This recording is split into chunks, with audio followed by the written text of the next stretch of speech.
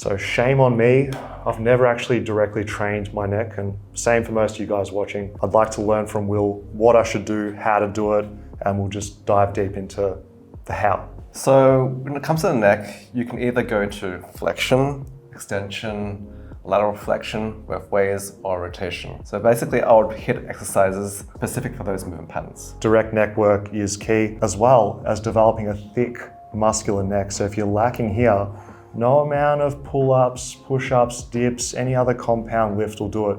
Maybe deadlifts if you're going super heavy, big stretch through the traps, but some direct work can really go a long way. With just a simple weight plate and some motivation to improve your neck, you can do it. So you're gonna place this towel on your forehead just to create some padding. Otherwise you might have a bit of a bump on your head from the weight. What's that circle? Is this some new skincare routine? I've just traded my neck, bro. Okay, then you're gonna place the weight on top of the pad. So you can either hold the weight onto the side of the plate, or you can either just place your finger in the middle, in the center. Oh, yeah, like that. Whichever one feels the best for you. Good. Make sure you use your breath, go all the way down, all the way flex as hard as you can. So that's flexion? Yep. So then we'll do side, lateral flexion.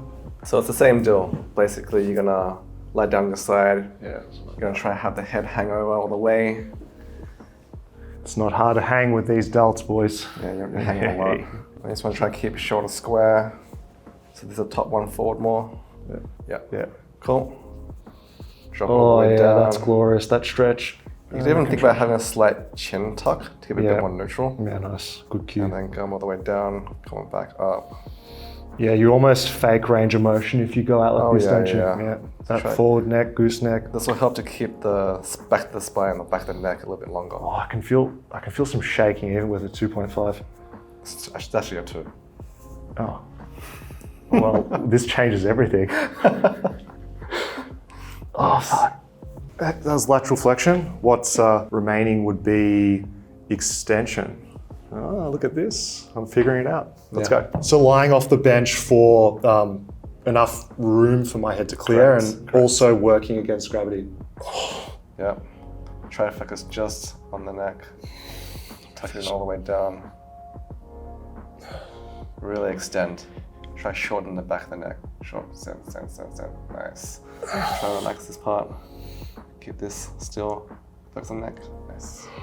Spinal cord going through there. We don't want to do anything too risky. What I do to mitigate injury risk and pain is use a range of motion that you can control. Movement speed. Going slow and controlled, especially when you're new to it, really important. And of course, not ego lifting with the neck training. I'm using just 2 kilos and I was shaking after 5 reps. So combining that with the higher repetitions, I wouldn't look at this as something that's risky, dangerous, or something to fearmonger movement. As a beginner to neck training, how would you get into the bridge position and do it safely? Because we see end stage on the internet, dudes in a wrestling hall just on the floor going, So basically the higher surface that you do it on, the less weight you have on your head.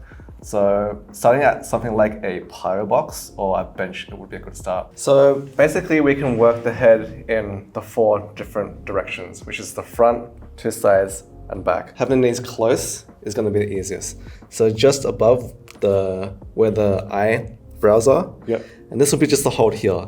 Right now, this is relatively easy. Like I can hold this for quite a long time.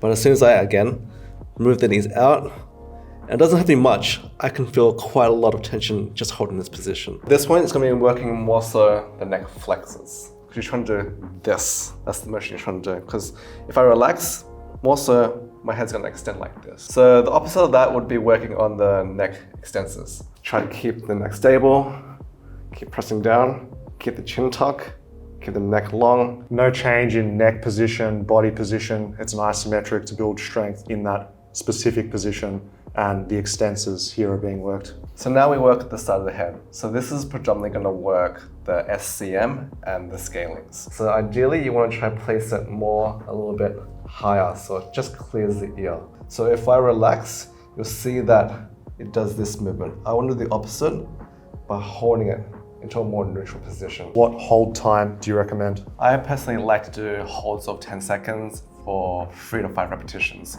with like a 10-second rest in between. One thing that we haven't gone through yet is rotation. So what I like to do is I kind of like to roll a small tail up like this. And then I'll put either end all the way back in. Yep. So it'll look a little bit like, It's the thumbnail right here of the video, boys. Oh yeah.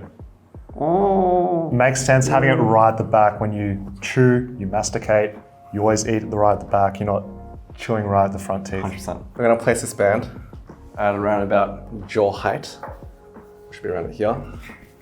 Then we're gonna place the towel around the other end. Okay, from here, I'm gonna put either end in my mouth.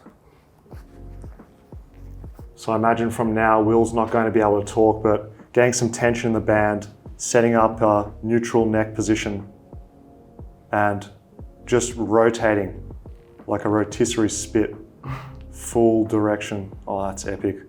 Trying to keep the torso facing the same way, just constrain all the movement, keep your body still, just rotate the neck. I'm also seeing an end range hold at the end, which looks easy, but I'm sure with the right amount of resistance, it's hard. And I can see losing a little bit of range. This is a lot harder than it looks, I'm sure. After doing that, other than the mouth feel, what's going on in the neck? So the neck feel is actually pretty amazing. I feel like definitely I have more range of motion, but if you do this enough, especially if you're using heavy weight or a heavy band, you're gonna feel fatigue in the jaw, and you're going to experience this when you try to eat something. So let's say we're gonna go eat lunch after doing a lot of these, you're gonna have a weird experience, like you don't know how to bite. It's like, wow, yeah. You'll experience it. It's a very unique feeling that I've never experienced before. It's like, yeah. You eat food, it's like, oh my God, I don't know how to eat anymore. What I remember with having a sore jaw is getting too excited when having chewing gum, maybe working through a full packet when I shouldn't have, and you feel that deep DOMS in like the masseter region, and now it's going to be bilateral. So hopefully I can close my mouth and actually eat some food after this. So if you do a few reps and you find that it's easy from where you're standing, take a step back.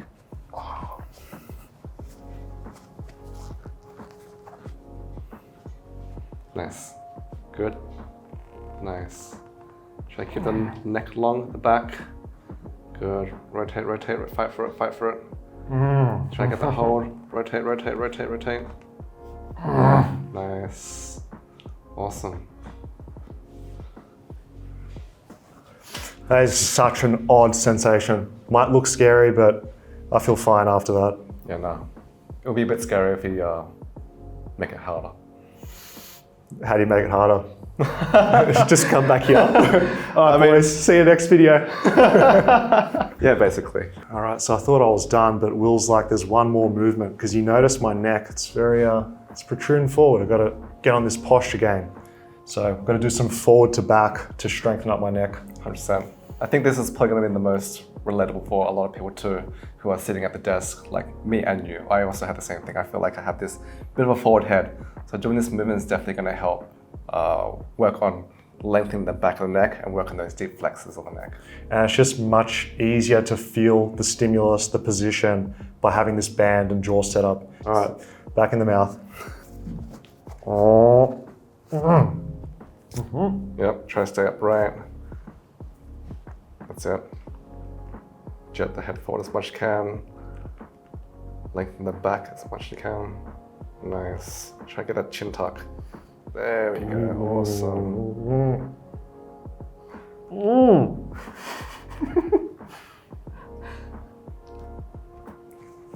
That's awesome.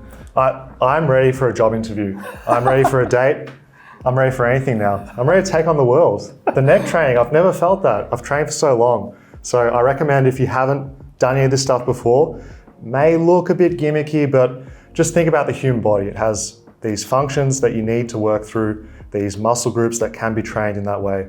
And now it's actually getting harder to close my mouth to talk after this. I now feel what you're saying as well. Yeah, and also if you want to do that same exercise that you just did, but you don't want to have the towel or you don't have access to a towel, you can just place the band behind your head and do the exact same thing. Okay. I just wanted you to do it with the mouth. Yeah, because you want to just make me do it in front of thousands of people on YouTube, because We're not about being shy here. It's just about self-improvement gains. Trying to open up your perspective. Yeah. Yeah, exactly. Nice. And you could play around with I think now I'd have the one higher, but correct. yeah. I'm also an F1 driver. Here we go. Mercedes, sign me up, I'm ready. And if you want to make it more intense, you could squeeze the shoulder blades back as hard as you can, Yep, and then focus on doing it. So then you're working your whole posterior. I like that. Oh, it's hard to coordinate. Yeah. I really feel that in the extensors. Yeah. I like this one quite a lot, actually. This is good. Nice. Awesome. So if you're brave enough to do some niche exercise at the gym, you can take up the cable stack for some neck and jaw rotation work, while someone waits for you just to do some tricep push downs.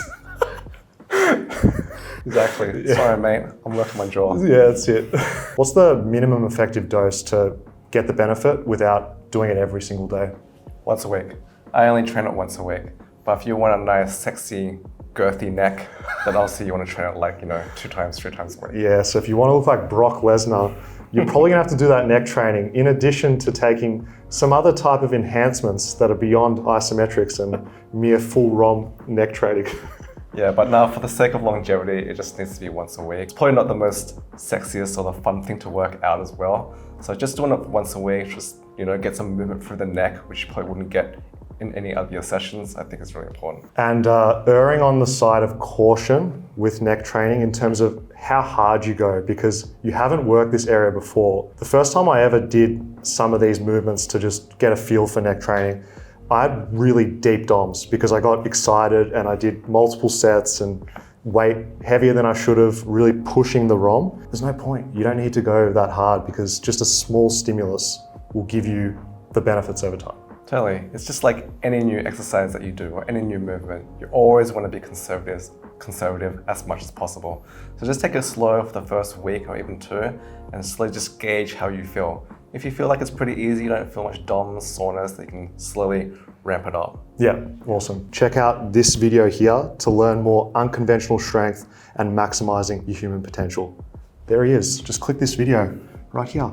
Come on, this is the best place to be on YouTube. So.